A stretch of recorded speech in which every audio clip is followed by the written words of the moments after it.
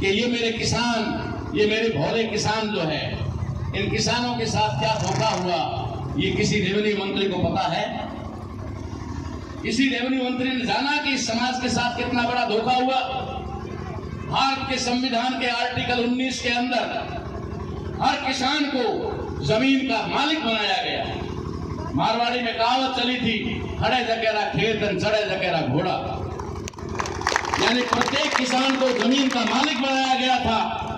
किसान जमीन का मालिक बना था संविधान के अंदर, लेकिन इन सरकारों ने और इन अनजान नेताओं ने वावदासियां लेने का काम किया, जिसकी वजह से कुछ बदमाश लोगों ने किसानों के उस अधिकार को खत्म किया और भूधारक की जगह उसको खातेदार बनाया। 20-25 साल के बाद खातेदारी खत्म की और काश्तकार बनाया। आज आपके खेत की नकल ले लेना, जमाबंदी ले लेना, उसमें आपका नाम काश्तकार के कॉलम में लिखा हुआ है। काश्तकार तो आप संविधान से पहले भी थे, आज भी काश्तकार हो। इतना बड़ा धोखा हुआ, ये रेवेन्यू मिनिस्टर कौन सी नींद में सो रहे थे? साथियों, जानकारी के बिना वहां बोलना संभव नहीं है। पार्लियामेंट में और असेंबली में बोलना ये किसी के बस का रोग नहीं है। जब तक जानकारी नहीं होती है वहां जुबान नहीं खुलती है। इसलिए मेरा निवेदन है कि आप मुझे भेजे ना भेजे उसकी कोई बात नहीं है। हर कोई अपनी अपनी पहले बात कह चुके हैं कि कोई भी व्यक्ति वोट अपने देश से देगा, क्योंकि वो मत है, मत यहाँ से निकलता है। मत आज आपके दिमाग में कुछ और चल रहा है, कल कुछ और होगा, परसों 26 तारीख को जब घर से रवाना होंगे तब कुछ और होगा। जब वो आप पोलिंग बूथ पे जाएंगे और लाइन में खड़े होंगे तब मन आपका कुछ और होगा। जब आप अंदर जाएंगे, स्याही लगवा देंगे, तब मन आपका कुछ और होगा। लेकिन जब आप पर्दे के अंदर जाकर के मशीन पे उंगली दबाएंगे तब आपका मन कुछ और होगा और वही मन काम आएगा।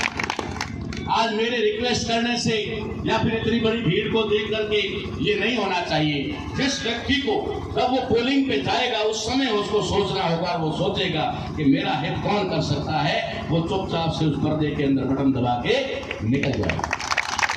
ये मत है, ये अंदर से निकलता है, ये जेब से नहीं निकलता, ये मार्केट की किसी दुकान से नहीं निकलता, ये अंदर से निकलता है।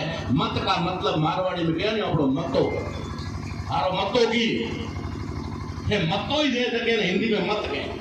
तो ये मत तो आप जिसको देना होगा देंगे, लेकिन मैं आपसे निवेदन ये करना चाहता हूं कि आप युवाओं को अगर रोजगार दिलाना चाहते हैं, आप इन युवाओं को राष्ट्र के निर्माण में लगाना चाहते हैं, आप इन युवाओं के माध्यम से इस राष्ट्र को विश्व गुरु बनाना चाहते हैं, सोने की चिड़िया बनाना चाहते हैं, तो इन युवाओं के लिए आवाज उठाने वाले बंदे को वहां भेजना।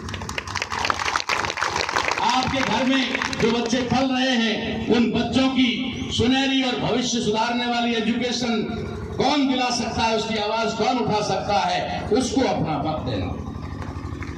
कौन आपके घर के बूढ़े बुजुर्गों के लिए और बीमार लोगों के लिए सही और एक संवैधानिक रूप से चिकित्सा यानी कि इलाज का बंदोबस्त कर सकता है, उसको संसद में भेजिए।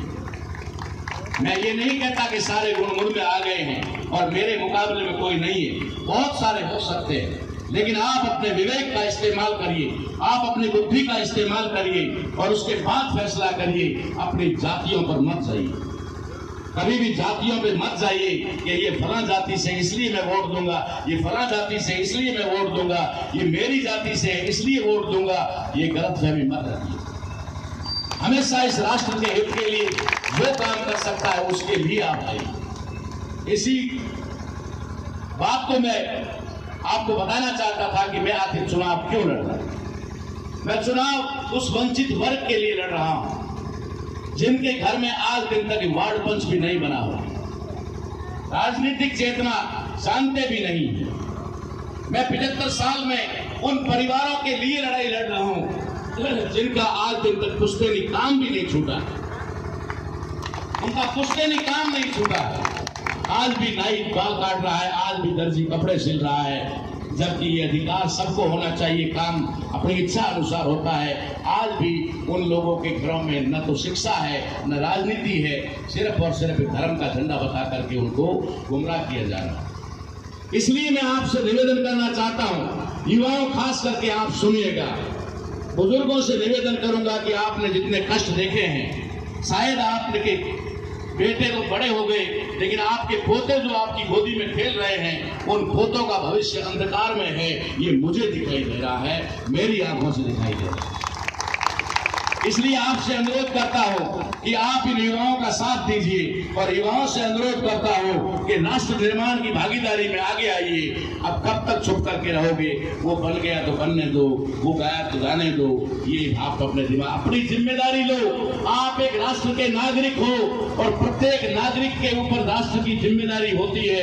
इसलिए एक राष्ट्र को दुनिया में कैसे आगे बढ़ाया जाए, भारत को दुनिया का विश्व गुरु कैसे बनाया जाए, इसके लिए आप लोगों से अनुरोध।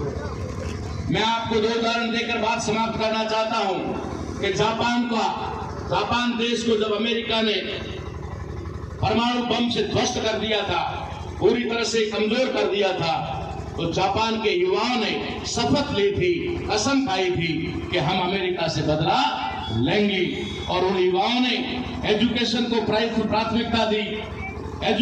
प्राथमिकता दी और कहा कि कोई भी व्यक्ति बेरोजगार नहीं बैठेगा, जैसा उसका हुनर है वैसा वो काम करेगा।